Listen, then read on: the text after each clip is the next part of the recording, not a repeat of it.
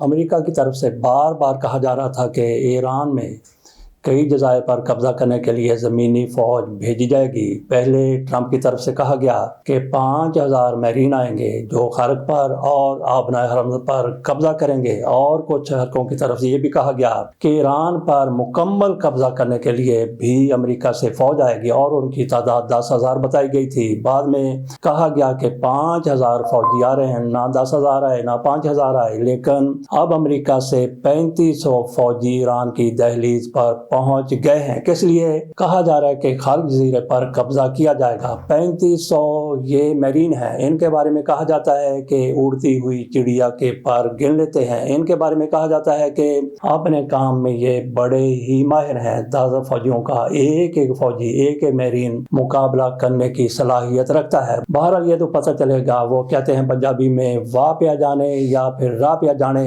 تو پتہ چلے گا جب ان کا ایک دوسرے کے ساتھ سامنا ہوگا۔ بہرحال کہا یہی جا رہا ہے کہ ان کو ایئر کرافٹ کیریئر کے ذریعے ایران کی دہلیز پر پہنچا دیا گیا ہے، اور قبضے کے لیے سب سے پہلے ان کو خارق بھیجا جائے گا۔ اس حوالے سے یہ خبریں سامنے آئی ہیں۔ امریکی زمینی کارروائی، آبنائے ہرمز خارق جزیرے پر قبضہ کی تیاری ہے، یہ واشنگٹن پوسٹ کی طرف سے کہا گیا ہے۔ تو تیار فوجی شارک کی خوراک بنیں گے۔ انہوں نے کہا کہ آ جائیں یہ شارک مچھلیوں کا سمندر میں خوراک بنیں گے۔ تو دیکھتے ہیں کہ امریکہ کی طرف سے جس طرح سے کارروائیاں کی جا رہی ہیں اس سے کیا ہوتا ہے۔ ادھر پاکستان میں 3 ممالک کے وزرائے خارجہ نے آنا تھا، وہ کل آئے، بیٹھے، گفتگو کی، مذاکرات کیے، وزیر اعظم صاحب کے ساتھ ملاقات کی، اور وہ واپس چلے گئے۔ جنگ بندی نہ ہو سکی، اس پر بھی ہم نے بات کرنی ہے۔ لیکن یہ خبر جس میں کہا گیا ہے کہ 3,500 امریکی میرین ایران کی دہلیز پر پہنچا دیے گئے ہیں، اس حوالے سے ایرانی اسپیکر محمد باقر کالیباف کی طرف سے کہا گیا ہے ان کو ایران کی مضبوط شخصیت سمجھا جاتا ہے۔ ان کے حوالے سے یہ مانا جاتا ہے کہ وہ پاسداران انقلاب کی سربراہی کر رہے ہیں، اور وہی ایران کے بہت بڑے بڑے فیصلے کرتے ہیں۔ انہوں نے کہا کہ امریکہ سفارتی کوششوں کو ایران میں زمینی کارروائی کی تیاری کے لیے ڈھال کے طور پر استعمال کر رہا ہے، اور انہوں نے خبردار کیا کہ ہمارے جوان منتظر ہیں۔ یہ بیان اس وقت سامنے آیا جب پاکستان، ترکی، مصر اور سعودی عرب کے وزرائے خارجہ اسلام آباد میں جنگ بندی کے حوالے سے جمع ہوئے تھے۔ کل سعودی عرب، ترکی اور مصر کے وزرائے خارجہ پاکستان آئے۔ بڑی امیدیں تھی کہ جنگ بندی ہو جائے گی جو اسرائیل، امریکہ اور ایران کے مابین جاری ہے۔ یہ تینوں وزرائے خارجہ پاکستان میں آئے، بیٹھے اور چلے گئے، لیکن جنگ اسی طرح سے جاری ہے۔ امید ایک روز قبل یہ دلائی گئی تھی کہ اسلام آباد میں آج بڑی بیٹھک ہوگی۔ وزیر اعظم کا ایرانی صدر سے بھی رابطہ ہوا ہے، امن کی کوششوں پر مشاورت کی گئی ہے۔ اس حوالے سے پاکستان کے میڈیا میں یہ کہا گیا کہ وزیر اعظم کی ایرانی صدر کے ساتھ طویل گفتگو ہوئی ہے، اور وزرائے خارجہ کے حوالے سے بھی یہ کہا جا رہا تھا کہ جنگ بندی ان کی آمد سے ہو جائے گی۔ وہ وزرائے خارجہ تینوں آئے، آ کے چلے گئے، لیکن جنگ بندی کا کہیں دور دور تک نشان بھی نظر نہیں آ رہا۔ جیسا کہ آپ کے سامنے رکھا کہ ایران کی طرف سے کہا جا رہا ہے کہ امریکہ سفارتکاری کوششوں کو ایران کے خلاف کارروائیوں کی تیاری کے لیے ڈھال کے طور پر استعمال کر رہا ہے۔ کیا امریکہ کی طرف سے یہ ٹائم گین کیا گیا ہے؟ بہرحال کل کی یہ خبریں تھی کہ وزرائے خارجہ کی ملاقات ترکیہ میں طے تھی۔ مصروفیات کے باعث میں نے بھائیوں کو اسلام آباد میں ملنے کی دعوت دی۔ ایمانداری اور نیک نیتی سے تنازع ختم کرنے کے لیے کوشاں ہیں۔ دوست ممالک بھرپور تعاون کر رہے ہیں، یہ اسحاق ڈار صاحب کی طرف سے بیان جاری کیا گیا تھا۔ یہ ہم کل کے اجلاس کی بات کر رہے ہیں۔ پاکستان، سعودی عرب، مصر، ترکیہ کے وزرائے خارجہ کا اہم اجلاس آج ہوگا، یعنی یہ کل ہونا تھا، کل ہو گیا۔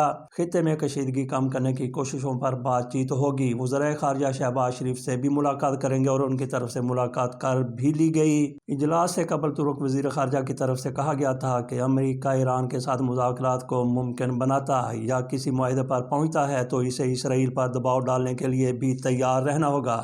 کل والی ملاقات سے قبل اسحاق ڈار کی طرف سے قطر اور انڈونیشیا کے وزرائے خارجہ سے بھی رابطہ کیا گیا، اور ان سے خطے کی صورتحال پر گفتگو کی گئی۔ اب ذرا آ جاتے ہیں جنگ بندی کے لیے پاکستان نے جو کوششیں کی۔ 3 وزرائے خارجہ کو پاکستان بلایا تو اس کا کیا نتیجہ نکلا؟ آج یہ کہا گیا ہے کہ ایران، امریکہ براہ راست مذاکرات کریں، پاکستان میزبانی کے لیے تیار ہے۔ اسحاق ڈار صاحب کہتے ہیں کہ سعودی عرب، ترکی اور مصر کا مذاکرات کی سہولت کاری کے لیے پاکستان پر اظہار اعتماد کیا گیا ہے۔ شہباز شریف صاحب کی طرف سے مذاکرات کے بعد کہا گیا کہ سعودی عرب، ترکیہ، مصر کے وزرائے خارجہ کی جنگ بندی کے لیے کوششیں اہم ہیں۔ مشرق وسطی میں کشیدگی کم کرانے کی کوششوں پر مشاورت امن کے لیے اجتماعی اقدامات ناگزیر ہے، یہ شہباز شریف صاحب فرما رہے ہیں۔ اسحاق ڈار صاحب کی طرف سے مزید کہا گیا کہ چاروں ممالک کے درمیان ہونے والی مشاورتی اجلاس میں نتیجہ خیز بات چیت ہوئی ہے۔ ایران اور امریکہ نے بھی مذاکرات میں سہولت کاری کے لیے پاکستان پر اعتماد کا اظہار کیا ہے۔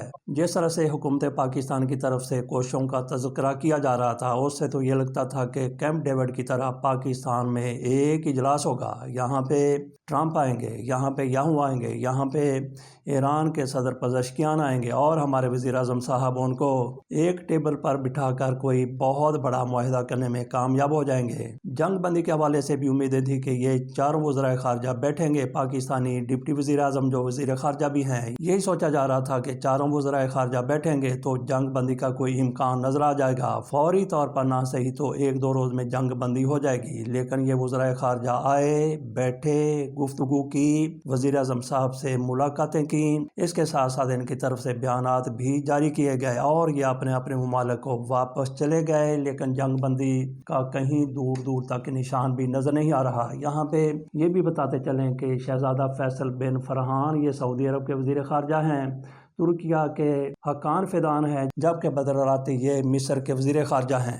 امریکہ اور اسرائیل کی طرف سے ایران پر تباہ کن حملے کیے جا رہے ہیں اور ایران بھی کوئی کمی نہیں چھوڑ رہا۔ امریکہ کے ساتھ دیگر کئی ممالک بھی شامل ہیں، گو کہ خلیجی ممالک کی طرف سے کہا جا رہا ہے کہ ہم اپنی زمین ایران کے خلاف حملوں کے لیے استعمال نہیں ہونے دے رہے، لیکن ٹرمپ کی طرف سے بار بار یہ کہا جاتا ہے کہ ہمارا ساتھ کھل کر دیا ہے سعودی عرب نے، کویت نے، بحرین نے، UAE نے، عمان نے اور قطر نے۔ ایسے تو یہی لگتا ہے کہ یہ سارے اتحادی ہیں جو ایران پر چڑھائی کر رہے ہیں۔ اگر ان کو اتحادی کہا جائے تو یہ کوئی 7-8 بن جاتے ہیں، بلکہ کئی دیگر ممالک بھی ہیں جن میں پہلے UK اور فرانس ان کے ساتھ شامل نہیں تھے، اب ان کی طرف سے کہا جا رہا ہے کہ ہم آبنائے حرم کھلوانے کے لیے اپنے جہاز بھیجنے کے لیے تیار ہیں۔ تو گویا یہ ایک بہت بڑا اتحاد ہے، جبکہ دوسری طرف ایران اکیلا نظر آ رہا تھا، لیکن اب ایران اکیلا نہیں رہا بلکہ یہ بھی ایک ٹرائیکا بن چکا ہے، کیونکہ لبنان کی طرف سے بھی اسرائیل پر میزائل داغے جانے لگے ہیں، جبکہ اسرائیل کی طرف سے بار بار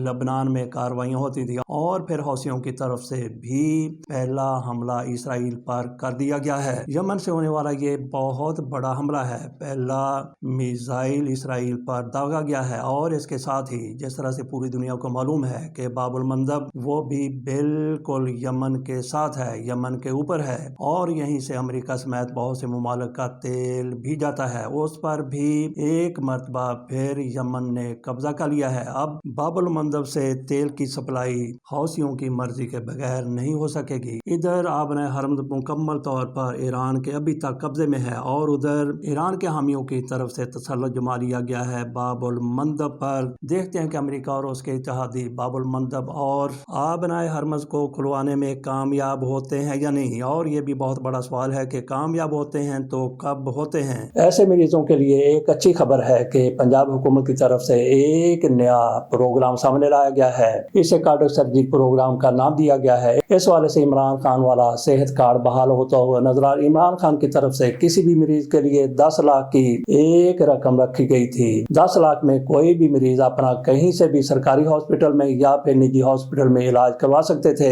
یہ حکومت آئی تو سب سے پہلے اسی پر شب خون مارا گیا۔ مریم نواز شریف صاحبہ کی طرف سے یہ نیا پروگرام جاری کیا گیا ہے، جو دراصل عمران خان کے پرانے پروگرام ہی کی بحالی ہے۔ اب یہ کہا گیا ہے کہ جو کارڈک مریض ہوں گے، جو دل کے مریض ہوں گے یا پھر کینسر کے مریض ہوں گے، ان کے لیے حکومت کی طرف سے 10 لاکھ روپیہ فراہم کیا جائے گا، وہ کسی نجی ہاسپٹل سے یا پھر کسی سرکاری ہاسپٹل سے اپنا علاج کروا سکیں گے۔ اس کو اپریشیٹ کرنے کی ضرورت ہے۔ اس کے ساتھ اجازت دیجیے، اللہ حافظ۔